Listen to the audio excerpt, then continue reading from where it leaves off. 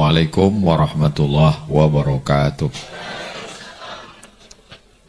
Kalau Tuan pergi ke Batam, jangan lupa membeli ikan. Dari bunyi sambutan salam, nampaknya jamaah ini lagi banyak ujian.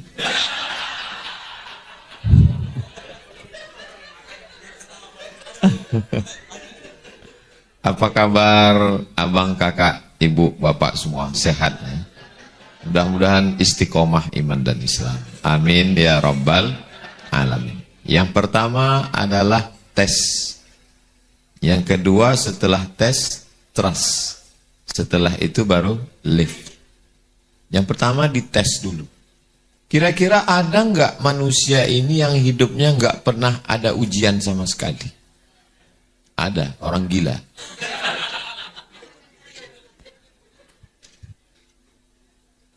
Tadi kita sebut namanya, Allahumma salli ala Sayyidina Muhammad wa ala ali Sayyidina Muhammad. Kama sallaita ala Sayyidina Ibrahim wa ala ali Sayyidina Ibrahim. Kama barakta ala Sayyidina Muhammad wa ala ali Muhammad. Kama barakta ala Sayyidina Ibrahim wa ala ali Sayyidina Ibrahim. Nabi Ibrahim lahir punya bapak namanya Azar. Siapa nama bapaknya? Azar. Wa idh qala Ibrahimu li abihi Azara. Ingatlah ketika Ibrahim berkata kepada bapaknya Azar, atattakhidhu asnaman alihah. Kenapa kamu nyembah berhala? Punya bapak nyembah berhala. Makanya kalau ada yang taubat, ada yang hijrah, Ustaz Somad, bapak saya belum sholat, ibu saya belum mau pakai hijab, belum ada apa-apanya dibanding Nabi Ibrahim. Semua berhala-berhala itu bapaknya yang buat. Tertulis di tengkuknya, made in Azar. Bayangkan itu. Dan ketika Nabi Ibrahim ngajak, apa kata dia? La illam tantahi, kalau kamu nggak berhenti menceramahi saya, la arjumannaka, saya lempar kamu pakai batu sampai mati, wahjurni maliya, tinggalkan saya. Tapi apa jawab Nabi Ibrahim? Sa'astaghfirulaka rabbi, saya akan mintakan ampun kepada Allah untukmu. Innahu kana bihafiyya, karena Allah mengabulkan doa-doa saya. Selesai ujian pertama. Ujian terdekat bapak, ayah, habis. Selesaikah hidup? Belum. Ujian lagi menghadapi pemimpin yang zalim, namanya Namrus. Mereka membuat berhala. Ketika mereka lagi pergi ke kebun, datang Nabi Ibrahim, dihancurkannya berhala-berhala itu, lalu diambilnya kampak, disangkutkannya ke berhala yang paling besar. Pulang mereka dari kebun, mereka sudah menduga, ini pasti ulah Ibrahim. Tangkap Ibrahim.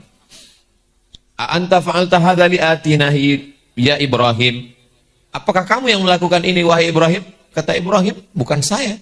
Bal fa'alahu kabiruhum hadza. Yang melakukan ini berhala yang besar. Fas'aluhu in kanu yantiqun. Kalau enggak percaya, ya tanya aja.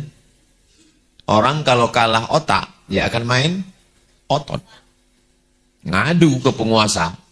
Bakar Ibrahim, kumpulkan api, harriquhu, bakar dia. Disitulah turun mukjizat. Ya nar, wahai api, kuni bardan wasalaman ala Ibrahim. Sejuk, dingin, aman, nyaman, adem, ayam, tentram. Ibrahim keluar. Selesai. Dengan ayah, selesai. Dengan berhala, selesai. Dengan penguasa zalim, selesai. Selesaikah masalah hidup? Belum. Menikah dengan Sarah, enggak punya anak. Berdoa petang, pagi, siang, malam berdoa, enggak juga punya anak. Enggak selesai. Akhirnya menikah dengan Hajar. Lalu kemudian lahirlah seorang anak. Nabi Ibrahim berdoa, Rabbi habli minas sholihin, Rabbi habli minas sholihin, Rabbi habli minas sholihin. Lahir Ismail, umur Ibrahim 86 tahun. Barulah lahir anak. Ternyata Allah mau kasih tahu. Istrimu yang sudah divonis orang mandul, yang katanya nggak akan mungkin punya anak, mohon maaf. 13 tahun umur Nabi Ismail, lahir adiknya Ishak dari istri yang katanya nggak akan mungkin punya anak. Waktu itu umur Nabi Ibrahim 99 tahun. Selesai masalah. Masalah punya anak selesai. Apalagi? Allah minta, antarkan anakmu yang baru lahir itu ke tempat yang jauh. dari Palestina ke kota Makkah. Nabi Ibrahim baru saja punya anak, disuruh antarkan ke Palestina. Dari Palestina antarkan ke Makkah. Apa doa Nabi Ibrahim? Askantu min zurriyati fi wadin ghairi dhi zar'in inda baitikal muharram. Ya Allah, kutinggalkan anakku di suatu lembah yang enggak ada tanam-tanaman di situ. Air enggak ada, kering kerontang. Ketika Nabi Ibrahim mau pergi, Hajar memegang ujung jubah Ibrahim. Apa kata Hajar? Allahu amaraka bihada. Apakah Allah yang menyuruh engkau meninggalkan kami di sini, wahai Ibrahim? Nabi Ibrahim jawab dengan satu kata, na'am, ya. Hajar melepaskan ujung jubah, pergilah. Kata Hajar, yang meninggalkan kami di sini yang nyari rezeki, yang bersama kami di sini yang memberi rezeki. Pergilah wahai Ibrahim. Sebenarnya Hajar ingin meyakinkan, apakah Ibrahim ini pulang itu karena Allah yang nyuruh atau karena istri tuanya nyuruh? Allahu amaraka bihadza. Apakah Allah yang nyuruh kamu meninggalkan kami di sini? Ibrahim menjawab dengan pasti satu kata, na'am. Allah menyuruh saya. Silakan pergi Ibrahim. Karena yang pergi ini pencari rezeki, sedangkan yang bersama kami di sini adalah pemberi rezeki. Panas, air habis, dia bukan perempuan yang lemah. Dia tidak berkata mengangkat tangannya, anakku Nabi, suamiku Nabi, kenapa aku dibiarkan di sini? Tidak. Apa yang dilakukan oleh Sarah? Apa yang dilakukan oleh Hajar? Lari ke atas bukit Sofa, nggak ada air. Lari ke atas bukit Marwah, nggak ada air. Ternyata air itu keluar bukan dari tumit seorang perempuan yang berlari. Bukit Sofa Marwah 500 meter. Tapi air itu datang dari tumit anak kecil yang belum pandai berdiri.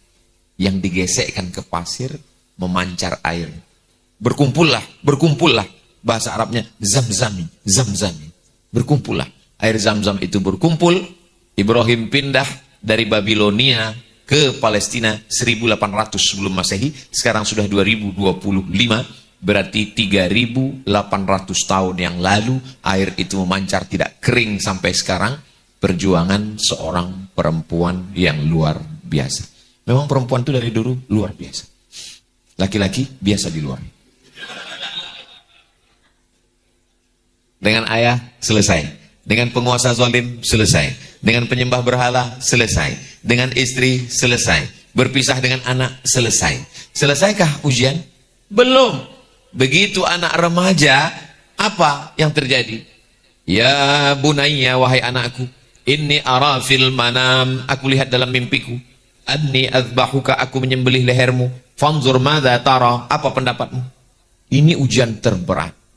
Kalau bapak ibu nggak percaya ini ujian terberat, pulang dari sini panggil anak, wahai anakku, aku bermimpi tadi malam, aku menyembelih lehermu. What is your opinion? Apa jawab Nabi Ismail? Ya abati, wahai ayahku, if'al ma tu'mar, laksanakan perintah Allah. Satajiduni insyaallahu minas sabirin. Insyaallah aku menjadi anak yang sabar. Ketika pisau itu sudah sampai di leher Ismail, terasa pisau itu sejuk, dingin. Pulang dari sini, pergi ke dapur, ambil pisau, tempelkan. Terasa sudah dingin, dikit lagi mau ditarik, watallahu lil jabin, ketika dia sudah menempel, fafadainahu bidzibhin azim, kami tebus dengan seekor kambing domba yang besar. Disitulah lulusnya ujian terakhir. Jadi kalau ada jamaah yang ngadu, Ustaz saya dulu sebelum tobat, sebelum hijrah, sebelum menemukan titik balik hidup saya enak-enak aja, tapi setelah tobat ini Ustaz, sholat ke masjid, pulang sendal hilang, hari kedua helm hilang, lama-lama istri hilang, belum ada apa-apanya. Jadi penyebutan Nabi Ibrahim satu hari berapa kali kita sebut kama satu sholat sunat aja 4 kali sebut kama sallaita ala Ibrahim wa ala ali Ibrahim kama barakta ala Ibrahim wa ala ali Ibrahim. Itu bukan asal sebut aja, menyadarkan diri kita bahwa hidup ini penuh dengan ujian. Maka memang betul, saya pun hari ini kena ujian juga. Yang tampil bertiga, kok diuji fotonya satu? Ini ujian paling berat buat saya. Ujian. Nabi Muhammad SAW lahir ke atas dunia tidak pernah melihat ayahnya karena baru 2 bulan dalam kandungan sudah meninggal. Lagi sayang-sayangnya pelukan seorang ibu 6 tahun meninggal Aminah. Dijaga dipelihara oleh kakek Abdul Muttalib. Kalau Abdul Muttalib dipasangkan kasur di samping Ka'bah, itu nggak ada satupun anaknya yang berani duduk. Abdul Muttalib. Datang Muhammad SAW lari-lari. Datang anaknya mau menarik. Biarkan. Cucuku karena nggak punya ayah, nggak punya ibu. Kakek meninggal. Diasuh oleh paman. Paman yang paling miskin, paling susah, anaknya banyak. Namanya Abu Talib. Abu Talib yang menjaga. Di saat embargo orang kafir Quraisy, Abu Talib meninggal dunia. 2 tempat berpegang. Yang pertama Abu Talib, yang kedua Khadijah. Di tahun yang sama Abu Talib meninggal, Khadijah meninggal. Anaknya 4. Zainab, Ruqayyah, Ummu Kulthum, Fatimah. Zainab, Ruqayyah, Ummu Kulthum meninggal ketika Nabi masih hidup. 1 cuman anaknya yang meninggal setelah Nabi meninggal. 6 bulan setelah Nabi meninggal, baru Fatimah meninggal. Anak laki-lakinya Abdullah, Al-Qasim, Abdullah.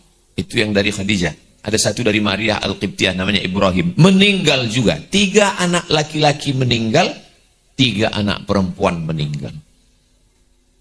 Jadi kalau ada orang, saya baru taubat Ustaz, saya baru hijrah, ujian saya berat sekali. Taubatnya kapan? Pagi tadi. Ini belum ada apa-apanya. Jadi sebenarnya semakin kuat tekanan hidup, Allah ingin supaya kita menjadi yang lulus yang terbaik. Kalau ujian S1 100 lembar skripsi. Ujian S2 200 lembar. Ujian S3 300 lembar. Di atas itu S Teler, S Doger, S Bandung, S Cendol. Jadi memang semua ada ujiannya. Maka judul malam ini memang sudah tepat sekali. Yang pertama adalah ujian. Kalau dia di atas, batu. Batu-batu kapur itu di atas. Tapi kalau tekanannya sudah semakin kuat, itu berubah menjadi batu-batu bara. Batu bara yang di dalam tanah. Kalau yang di atas tanah, itu Abdul Somad batu bara. Tapi kalau panasnya sudah 200 derajat Celcius, 300, 400, 500, sampai 9, 10 skala Mohs, dia sudah menjadi batu yang sangat keras. Itu yang disebut dengan intan, berbalutkan berlian di dalam. Ini disebut, ini pulang banyak yang mau ini. Semakin keras tekanan, semakin panas, karena sesungguhnya semakin mahal, semakin dicari. Makanya kalau dia memang betul-betul batu, 2-3 kali gosok jadi. Tapi kalau sudah 100 kali gosok enggak juga jadi, berarti memang batu gilingan. Cocoknya untuk sambal terasi. Tapi bukan berarti nggak ada gunanya. Tetap ada manfaatnya. Cuma tempatnya aja yang beda. Kayu juga begitu. Ada yang kayu jati. Tapi ada yang kayu untuk bakar. Ada kayu bakar. Tapi ada kayu yang lebih hebat lagi. Begitu kita pergi ke Saudi Arabia, melihatnya, tanyanya 1 gram berapa? $100. Itulah dia kayu gaharu. Sudah gaharu cendana pula, sudah tahu bertanya pula. Saya pernah dikasih orang minyak sebotol segini. Ustaz Somad, ini khusus untuk Ustaz, harganya $1.000. Langsung saya buka kalkulator, 1.000 kali 15 juta. Saya simpan sampai sekarang nggak saya pakai. Soalnya kalau saya pakai parfum, biasanya pas saya oles yang lain minta. Itu kalau saya pakai nanti yang oles, saya meleleh air mata.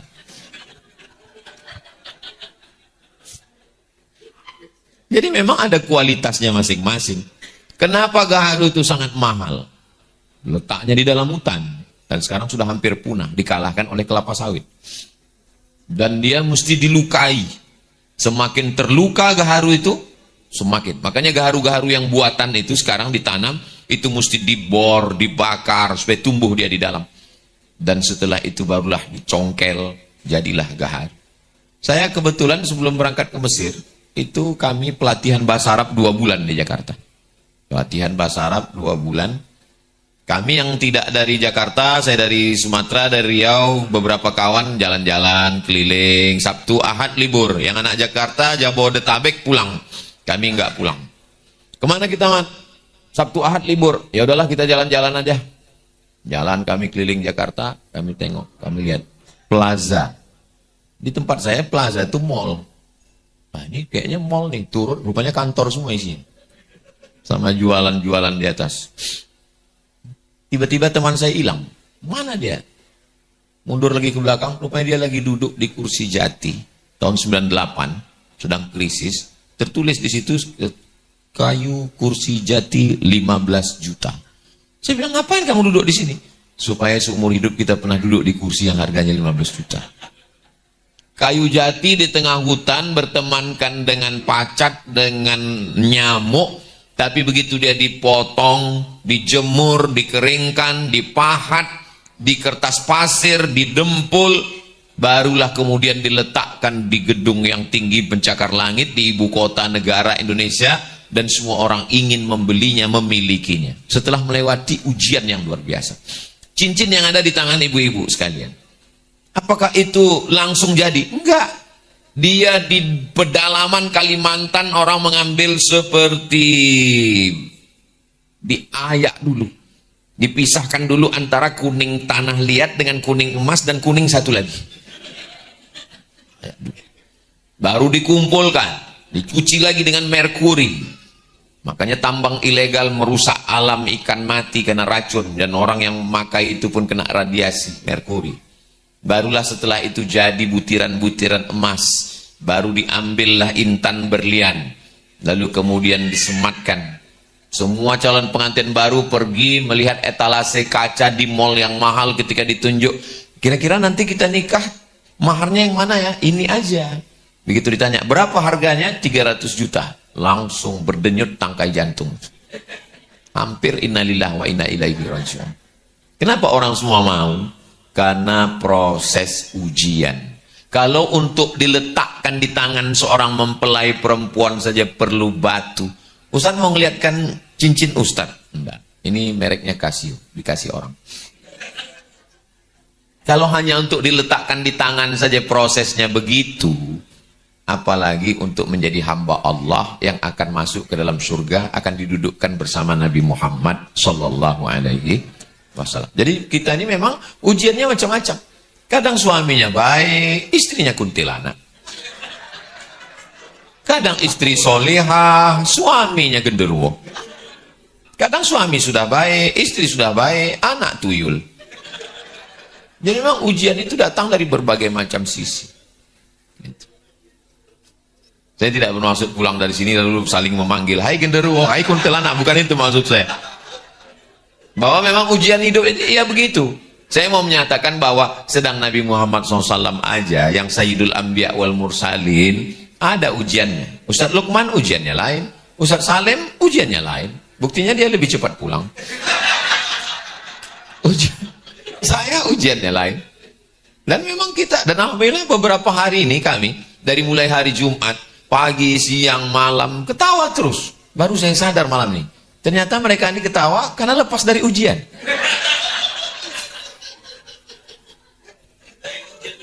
Naik ke level ujian berikutnya. Ujian tidak pernah selesai. Sama seperti kita bawa mobil di jalan tol. Begitu kita sudah nyalip ini, ada mobil di depan, ketemu lagi truk. Kita salip truk, ketemu lagi. Kita, Ustadz, ya, kalau kita nyalip beberapa mobil di jalan, apakah kita perlu syahadat lagi, Pak Ustadz?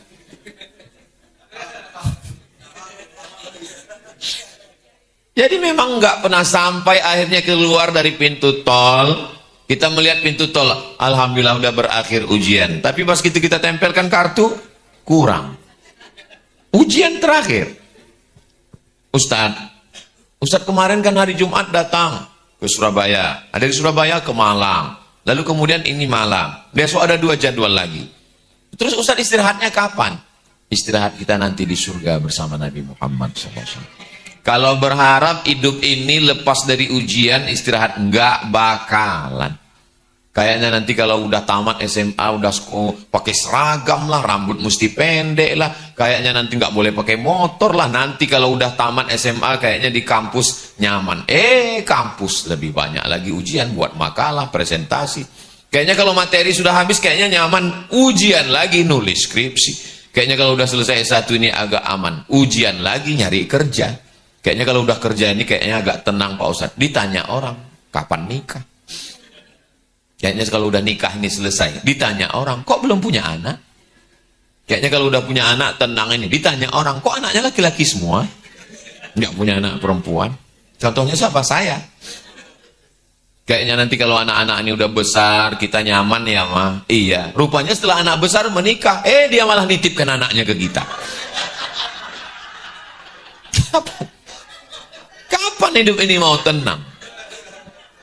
Kalau mau merasakan hidup ini tenang, nyaman, adem, ayam, tentram, nanti ketika kita di surga bersama Nabi Muhammad SAW, maka sempat-sempatkanlah di sela-sela kesibukan untuk sholat duha agak 2 rakaat. Sempat-sempatkan sholat tahajud di tengah malam. Sempat-sempatkan untuk bersedekah, zakat, wakaf, infak, sedekah. Karena kalau menunggu lapang, menunggu tenang, menunggu tidak akan ketemu dengan namanya ketenangan. Orang kaya pakai mobil yang mahal, lewat di jalan tol sendirian, istri jauh, anak jauh. Di samping tol ada padi, sawah terhampar, hijau. Di tengah sawah ada pondok. Bahagianya mereka yang ada di pondok ya. Siang-siang ini bisa makan ikan asin dengan sambal terasi yang bawa istri. Oh, keluarga mereka sakinah, mawaddah, warahmah. Kata yang di mobil ngelihat orang yang makan. Apa kata mereka yang ada di tengah sawah? Bahagianya yang naik mobil. Padahal sebenarnya kedua-duanya sedang bahagia. Hanya saja mereka melihat kebahagiaan itu di tempat orang lain. Maka muncullah kata-kata hikmah yang sebenarnya tidak hikmah.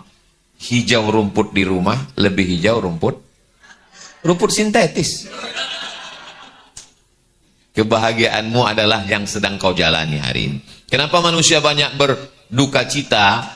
Karena terlalu memikirkan masa lalu dan terlalu mengkhawatirkan masa depan sampai tidak menikmati masa sekarang. Alhamdulillah. Jangan telepon dari rumah. Jumat, Sabtu, Ahad, Senin itu memang izin visa saya 4 hari. Saya keluar Jumat, Sabtu, Ahad, Senin. Hanya 3 malam. Malam Sabtu, malam Ahad, malam Senin. Ini malam terakhir besok. Nggak boleh lebih dari 3 malam. Dikhawatirkan buka cabang. Maka Senin saya mesti pulang. Hari Selasa, hari Rabu, hari Kamis saya di rumah, di pondok. Kalau sekarang saya diantar, saya dijemput, saya dikawal 3 lapis. Polisi, TNI, tadi Angkatan Laut. Tapi kalau saya sedang di rumah, saya adalah seorang suami, saya seorang guru, pondok pesantren, saya seorang ayah. Maka jadi jangan Bapak Ibu bayangkan kalau saya di rumah itu lalu berkata ke anak dan istri saya, ya ayyuhallazina amanu. Tak begitu. Ya saya seorang suami. Nggak pakai supir, nggak pakai pengawal. Gimana Ustadz bisa keluar nggak pakai pengawal? Iya, saya pakai masker. Pakai masker, kacamata hitam, pakai topi pet, pakai baju hitam, pakai celana hitam, man in black. Saya gendong Sami, saya jalan sama Hazik, saya jalan sama Ustazah. Datang orang dekat. Ustaz Somad ya? Mirip, saya bilang. Ngotot dia, kemarin. Saya lagi ngotot. Sami lagi main-main bola. Main bola kecil. Datang dia.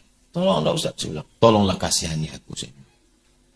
Inilah hariku bersama keluarga. Kapan lagi aku bisa menjadi seorang ayah? Kapan lagi aku bisa menjadi seorang suami? Saya katakan ke istri saya, aku ini macam kain pendek. Kalau ditarik ke kepala, kakiku terbuka.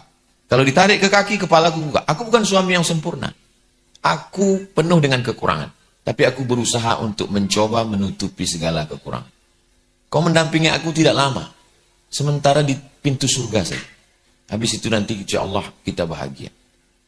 Nah, jadi saya mau menyampaikan bahwa kalau ibu-ibu, kakak-kakak ditinggal suaminya, istri saya juga mengalami hal yang sama. Kalau suami pergi, saya juga pergi. Dan kalau suami merasakan kekhawatiran, kita sama laki-laki, kita khawatir juga. Dan kalau ditanya, tinggal di mana, pulang jam berapa, itu sesungguhnya Allah sedang mengirim security syariah untuk kita. Allah sayang sama kita.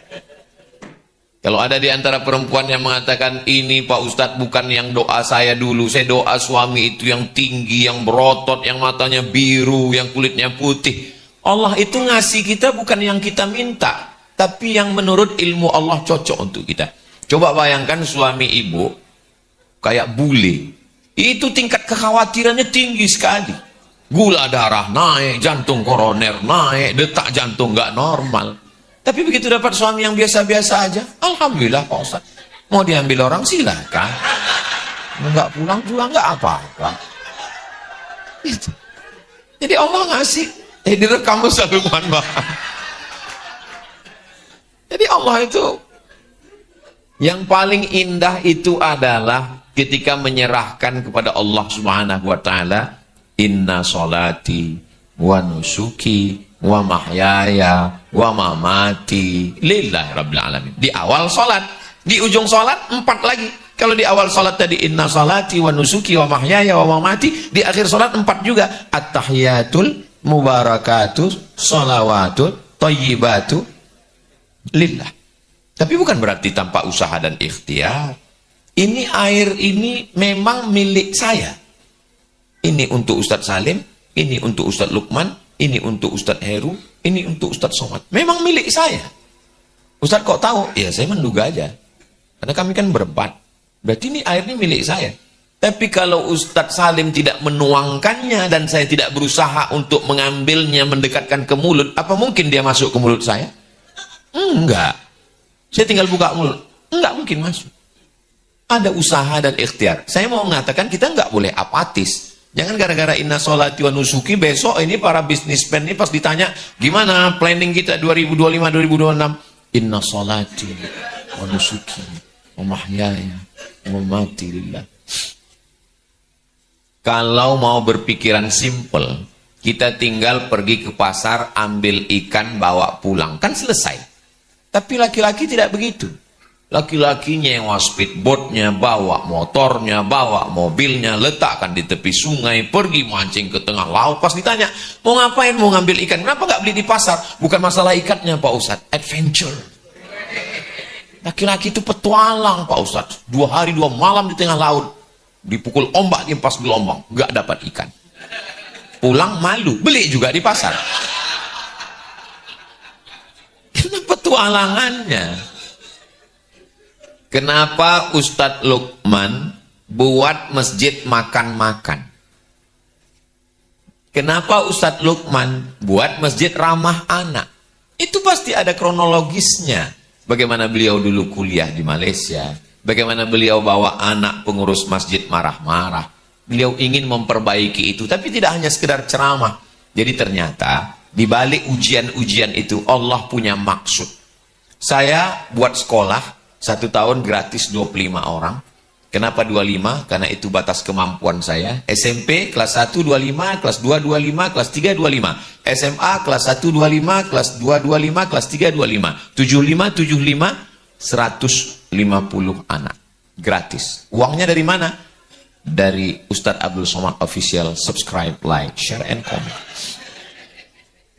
Kenapa Ustadz buat sekolah gratis? Ibu saya membawa saya ke guru ngaji pondok pesantren. Dia serahkan saya ke guru.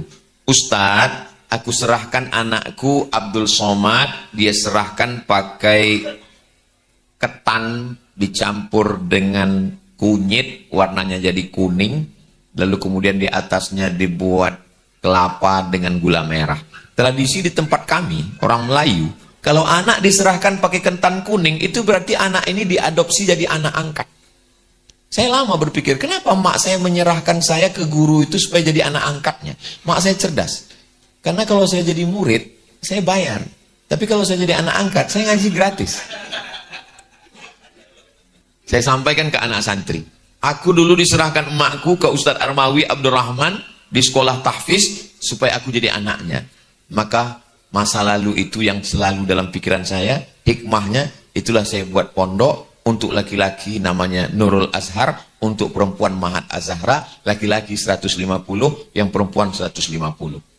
Channel Ustadz Abdul Somad Official itu setiap bulannya berkisar antara 100 sampai 150 juta, tidak pernah sekalipun sejak awal channel itu sampai hari ini masuk transfernya ke nomor saya, semuanya ke nomor yayasan untuk gaji guru, beli beras, beli sabun, sampo, bayar listrik, bayar air, semuanya. Kenapa Ustadz ceritakan ini? Saya mau ngasih tahu bahwa di balik ujian-ujian itu, sekian tahun ke depan Allah ingin kita berbuat sesuatu. Coba andai dulu ujian itu nggak ada pada saya.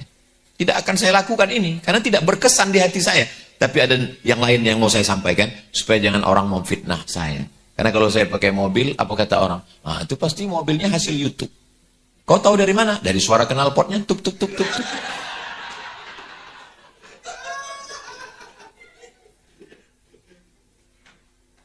Setelah melewati, sudah jam 10.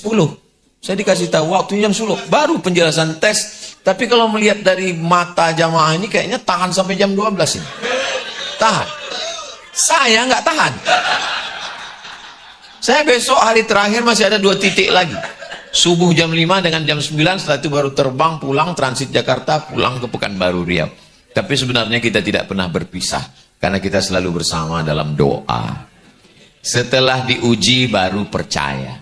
Biasanya bos-bos yang punya karyawan dites dulu. Coba tinggal pura-pura dompetnya tinggal. Oh, lulus baru dipercaya.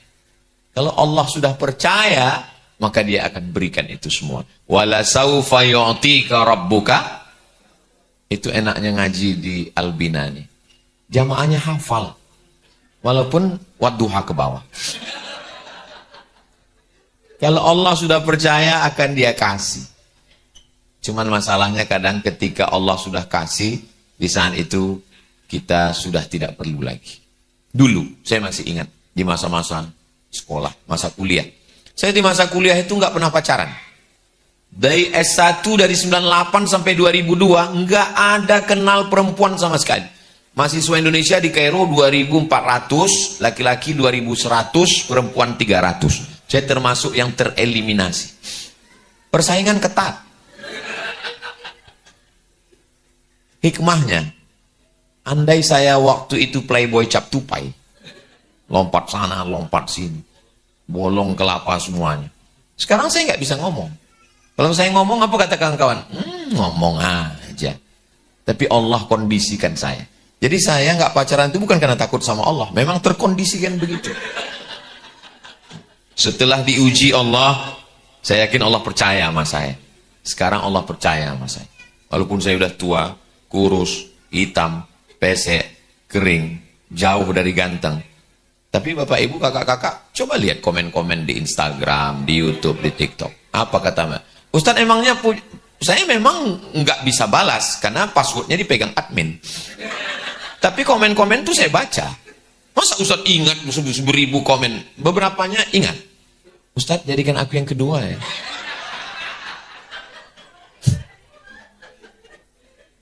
Allah kalau percaya, dia akan kasih. Jadi kita tinggal meraih kepercayaan Allah, trust. Hubungan kita dengan jamaah ini bukan antar perusahaan dengan karyawan. Hubungan kita satu, trust. Sekali orang percaya, jangankan hartanya, nyawanya dia berikan. Berapa banyak perempuan-perempuan anak orang kaya, kebunnya sejauh mata memandang, tapi dia ketika menikah dengan suami yang biasa-biasa saja. Apa kata si perempuan kepada suaminya? Bang, Mas, jangankan hartaku, jangankan STNK BPKB ku, nyawaku ku berikan kepada. Satu-satunya kesalahanku dalam hidup adalah satu, mencintaimu. Nyawa dia berikan. Kenapa? Hubungan adalah trust, kepercayaan. Tapi kalau sekali dia sudah tidak percaya, seumur hidup. Makanya seringkali saya ketemu dengan jamaah itu, kalau ketemu dengan saya foto sampai 2-3 kali. Pas saya tanya, untuk apa? Persiapan Pak Ustadz, lapor ke rumah. Kalau sama Ustadz, Allah percaya insya Allah. Alhamdulillah. Mudah-mudahan istri saya percaya sama saya. Setelah percaya, baru Allah naikkan derajat pelan-pelan. Cuman standar kita kan derajat ini selalunya materi. Siapa yang tidur di atas singgasana yang tinggi, megah, mewah, cantik, mahal, dialah yang tinggi derajatnya. Kalau begitu standar kita berpikir, yang tidur di atas tempat tidur yang tinggi, yang mahal, yang mewah, yang sutra, itu Abu Jahal, Abu Lahab. Nabi Muhammad SAW tidurnya di atas pelepah kurma. Standar itu tidak berlaku. Siapa yang berkuasa, yang hebat, berarti naik derajatnya. Siapa yang terlunta-lunta di tengah gurun pasir, berarti derajatnya rendah. Kalau itu yang dijadikan standar, maka yang tinggi derajatnya Fir'aun. Sedangkan Nabi Musa terusir dari istana. Standar ketinggian itu ada pada istiqomah. Jadi kalau kita istiqomah sholat berjamaah, istiqomah baca Quran, istiqomah berzikir, istiqomah dalam kebaikan, sesungguhnya kita sedang diangkat Allah derajatnya. Walaupun kita hebat di mata manusia, berapa lamalah kehidupan ini? Kehidupan ini, kenapa Ustadz bisa berjalan? Kenapa Ustadz bisa megang mikrofon? Kenapa Ustadz bisa ngomong? Iya, karena darah masih mengalir ke otak saya. Dari otak saya mengalir ke mulut. Sinkron antara apa yang mau saya omongkan dengan apa yang terpikirkan. Ngalir dia. Dari mana otak itu bisa mendapatkan darah? Dari jantung. Jantung itu berdegup. Kalau Allah mau, satu kali degup, berhenti, mati. Kena serangan. Kok Israel? Serangan jantung. Enggak nunggu tua, enggak nunggu sakit. Orang kalau sudah kena serangan jantung mendadak, berhenti jantung. Kalau tulang, otak masih bisa hidup. Selama jantung masih berdegup, berdetak. Tapi kalau sudah jantung berhenti, habis. Sekarang ada orang sakit, terbaring. Dinyalakan lilin. Begitu dia meninggal mengembuskan napas yang terakhir, ulama ada di situ. Ulama mengembus lilin itu. Heboh. Kenapa diembus lilinnya? Karena tadi waktu dia hidup, lilin itu punya dia. Tapi begitu jantungnya berhenti dan dia mati, lilinnya punya siapa? Punya orang lain. Punya anaknya, punya istrinya. Dan anak istrinya belum tentu izin lilinnya hidup. Itulah mengapa lilin itu aku padamkan. Sekarang semua punya kita. Rumah punya kita, gedung punya kita, mobil punya kita, motor punya kita, handphone punya kita. Begitu jantung berhenti, STNK, BPKB akan dibawa ke kantor Samsat berganti nama milik orang lain. Kenapa? Karena polisi tidak mau menangkap almarhum.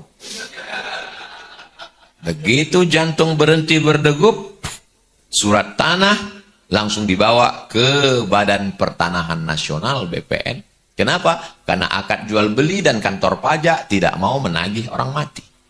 Surat tanah berganti nama orang lain. Surat mobil berganti nama orang lain. Dan yang paling menyakitkan, tarik nafas panjang-panjang. Surat nikah berganti nama orang lain. Mereka hanya menanti 4 bulan 10 hari.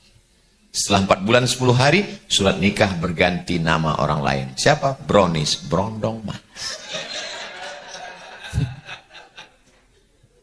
Mereka mulai kumpul reuni SD, reuni SMP, reuni SMA. Kamu yang kemarin suaminya meninggal ya? Iya. Perasaan sudah 4 bulan 5 hari, 5 hari lagi, Beb. Rumah kamu yang bangun, tanahnya kamu yang nyari, arsiteknya, ruang tamunya, kamarnya, keramiknya dari mana, bentuk toilet, kamar mandi, semua. Tapi apa yang terjadi? Dia yang datang menikmati. Dia bukan cuma naik ke rumahmu, bukan cuma naik ke tempat tidurmu, dia naik ke istrimu.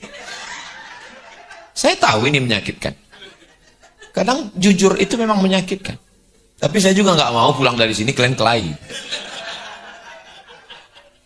Saya tidak. Saya cuma mau menyadarkan kita yang sesungguhnya. Walaupun saya sedang mengatakan menyadarkan kita. Sebenarnya ke jamaah, ke abang 1.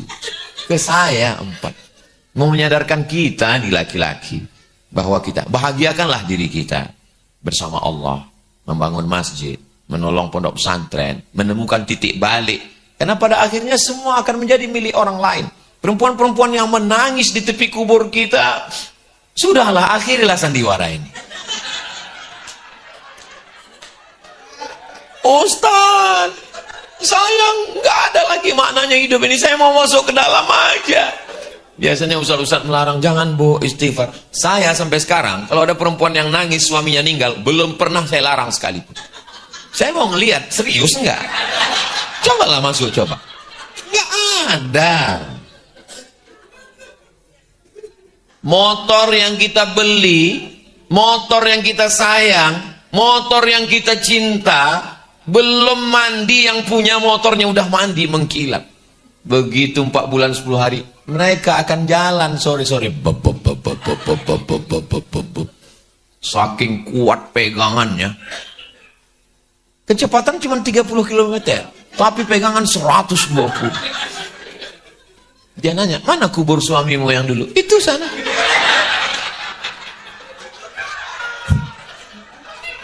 Nunjuk makam kita pun gak bisa pakai tangan lagi.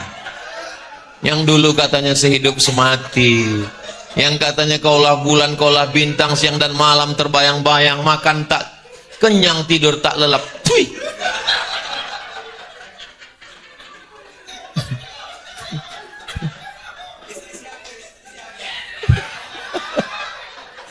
Pada akhirnya kita akan menghadap Allah Subhanahu wa ta'ala. Siapkan bekal. Apa yang akan kita bawa menghadap Allah Subhanahu wa ta'ala? Datang nggak bawa apa-apa, pulang pun nggak bawa apa-apa, tapi disibukkan oleh apa-apa. Dan di akhirat nanti hisapnya lama gara-gara apa-apa. Terus hidup ini apa-apa sebenarnya. Datang nggak bawa apa-apa. Ada di antara kita ini yang datang bawa surat tanah? Nggak ada. Pulang pun nggak bawa apa-apa. Di dunia sibuk, heboh, pergi sana, pergi sini, pagi, pulang petang, kepala jadi kaki, kaki jadi kepala. Berangkat pagi nggak sempat sholat subuh, takut macet. Sampai di kantor subuh sudah habis, meeting, browsing, nggak sempat sarapan. Sampai waktu siang, zuhur hilang, masuk asar, pulang takut lagi. Rapat itu ini segala macam, lembur, pulang sampai rumah, makan pagi, makan siang, cuman minum, ada yang cuman sarapan asap. Lalu kemudian uang itu masuk hanya sekedar numpang transit sebentar di rekening, berikutnya pindah ke dokter spesialis jantung, pasang ring. Kalau kebetulan yang saya omongin ini terjadi, jangan tersinggung.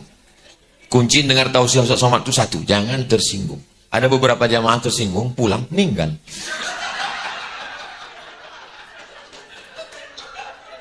Apa yang tersisa dari hidup ini? Enggak ada. An-nasu niyam. Kata Sayyidina Ali, an-nasu niyam. Manusia ini seperti orang tidur. Ada yang mimpi jadi orang kaya, ada yang mimpi jadi orang viral, ada yang mimpi jadi penguasa. Falamma matu intabahu. Ketika mati, barulah dia terbangun dari tidur panjangnya. Ternyata hidup hanya mimpi. Yang dulu katanya fata morgana, mana itu malaikat, mana itu surga, mana itu neraka, mana itu alam barzah. Itu hanya sebelum jantung mau berhenti. Begitu jantung mau berhenti, yang nyata ini menjadi fata morgana. Anakmu, istrimu, rumahmu, motormu hilang menjadi fata morgana. Malaikat maut, mungkar nakir, azab kubur, titian siratal mustaqim, padang mahsyar, surga neraka. Tipis setipis kulit bawang, antara nyata dan tidak nyata, antara ada dan tidak ada. Pada akhirnya kita akan menghadap Allah Subhanahu wa ta'ala. Andai saudara-saudara saya dapat kabar Ustaz Somad sudah mendahului, maukah membacakan Al-Fatihah untuk saya? Maukah mendoakan saya? Alhamdulillah, saya sudah jelas nasib saya.